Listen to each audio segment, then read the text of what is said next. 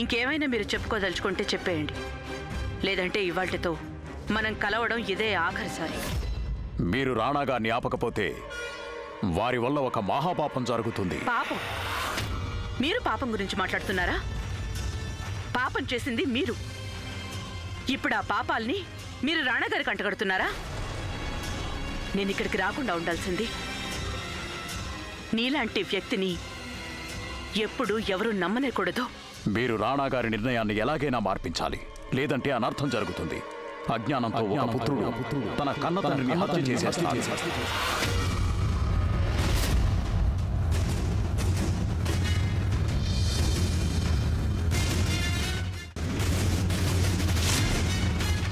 ఇలా మాట్లాడడానికి మీకెంత ధైర్యం? మిమ్మల్ని నేను రవ్వంత కూడా నమ్మడం లేదు. మీరు కొండంత అబద్ధం చెప్పి నమ్మించాలని చూస్తున్నారు. ఇంత నీచంగా, ఇంత దిగజారిపోయి మీరు ఎలా మాట్లాడుతున్నారు? అసత్యవాదుల లోకంలో సత్యానికి తావుండదు. సత్యవాకుల్ని ఎవరూ వినాలనుకోరు. మీ సత్యం ఏంటో నిన్నే రాజేశ్వరి మా అందరికీ చెప్పేసింది. అయినా మీ గురించి దానికి మించిన సత్యం ఇంకేం ఉంటుందిలేండి. ఎవరికన్నా కాలికి ముళ్ళు గుచ్చుకుంటే బాధ ముళ్ళుకుండదు, కాలికుంటుంది. ఆ అమ్మాయి చెప్పింది నిజమై ఉంటే ఈ ఘాట్లు గాయాలు నా మొహం మీదున్నాయే, ఇంతకంటే ఎన్ని రెట్లు గాయాలు ఆమె శరీరం మీద ఉండాలి. అసలే అమ్మాయి అయినా తన గురించి అలాంటి అబద్ధం ఎలా చెప్తుంది? అబద్ధాలతో నన్ను ఇరికిస్తున్నారు. నా మీద ఏవో కుట్రలు జరుగుతున్నాయి. ఇది ఇంకో అసత్యం. కుట్ర? ఎవరు చేస్తారు కుట్ర? దానివల్ల ఎవరికి లాభం? అసలు మీకు శత్రువు ఎవరు? జవాబు ఇవ్వండి. జవాబు లేదు కదా మీ దగ్గర. ఎవరు మీ శత్రువు? రాజమా. నా దగ్గరున్న ఆ రహస్యం వల్ల ఆమీర్ కోట్ సర్వనాశనం అవుతుంది. రాజమాత అందుకే నన్ను, నా రహస్యాన్ని మటుమాయం చేయాలనుకుంటున్నారు. ఆపండి. మీలాంటి దిగజారిన వ్యక్తిని ఎప్పుడూ చూడలేదు నేను.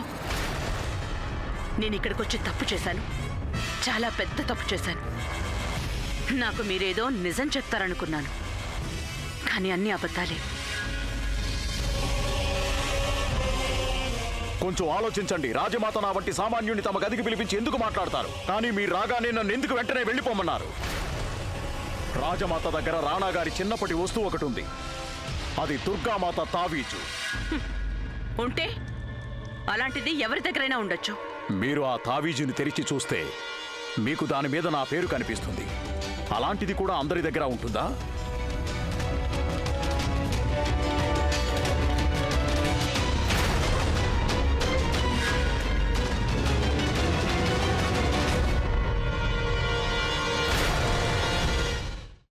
అమ్మా, అలాంటి వాళ్ళది నిజమైన ప్రేమ కాదు, అది వ్యామోహం.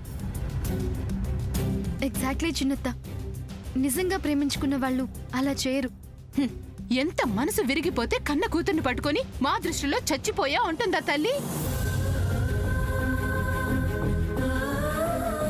అది సరే అమ్మా, తన కూతురుతో తన మాట అనేటప్పుడు ఆమె మాటల్లో వ్యథ, కళ్ళల్లో బాధ గమనించావమ్మా?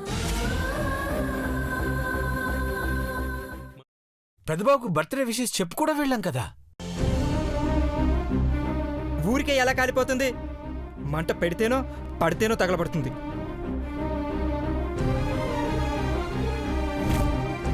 కరెక్ట్ చిన్నబాబు, నీకొచ్చినట్టే నాకు డౌట్ వచ్చింది. పార్వతే షర్టును తగలబెట్టిందనుకుంటా.